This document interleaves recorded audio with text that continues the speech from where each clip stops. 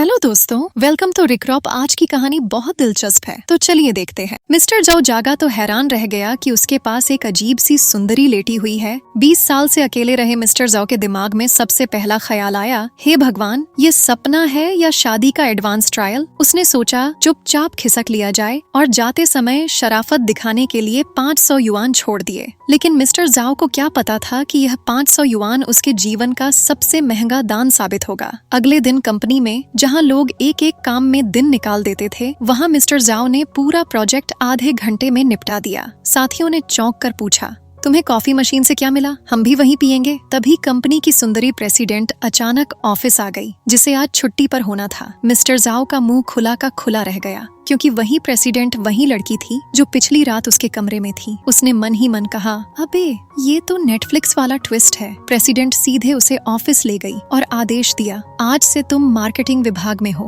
हुआनान जाओ और 2 हफ्तों में रिपोर्ट लाओ, नहीं तो इस्तीफा और तुम्हारी बदनामी पैकेज फ्री में मिलेगा। मिस्टर जाओ ने मन ही मन बुदबुदाया, ये ऑफिस है या कौन बनेगा बलि का बकरा शो। लेकिन मजबूरी में हामी भर दी। तभी प्रेसिडेंट ने जेब से वही 500 युआन निकाल कर लहराए और बोली, अगर कल रात की बात किसी को बताई तो समझ लो जिंदगी नेटफ्लिक्स की हॉरर सीरीज बन जाएगी। मिस्टर जाओ मुस्कुराते हुए बोला, मो साहिबा, राज मैं भी रखूंगा, लेकिन आप भी अपनी तोप बंद रखें। यह सुनकर प्रेसिडेंट गुस्से में अपने साइज 42 के ऊंची एड़ी के जूते फेंकने लगी। मिस्टर जाओ ने बचते हुए सोचा, अगर ये मुझे लग गया तो रिपोर्ट लिखने से पहले ही RIP हो जाऊंगा। खैर, वह सामान्य समेटकर रिसर्च ट्रिप पर जाने ही वाला था कि मैनेजर झो सामने आ गया। वह बोले, आधे घंटे में 13 बाजारों की रिपोर्ट चाहिए, वरना बोनस कट जाएगा। ऑफिस वाले हंस पड़े। ये तो ऐसा है जैसे पकोड़े तलने का टाइम देकर शादी का खाना बनवाना। लेकिन मिस्टर जाओ ने कंधे उचकाए और कीबोर्ड पर ऐसे उंगलियां दौड़ाई मानो PUBG खेल रहा हो। आधे घंटे में रिपोर्ट रेडी। लोगों के मुंह खुले रह गए। मैनेजर झो बोला, ये रिपोर्ट बेकार है, टेम्पलेट तक सही नहीं चुना। मिस्टर जाओ ने सोचा, भाई रिपोर्ट चाहिए या शादी का कार्ड डिजाइन? डायरेक्टर वू ने धमकी दी, अब तुम्हारी तनख्वाह कटेगी।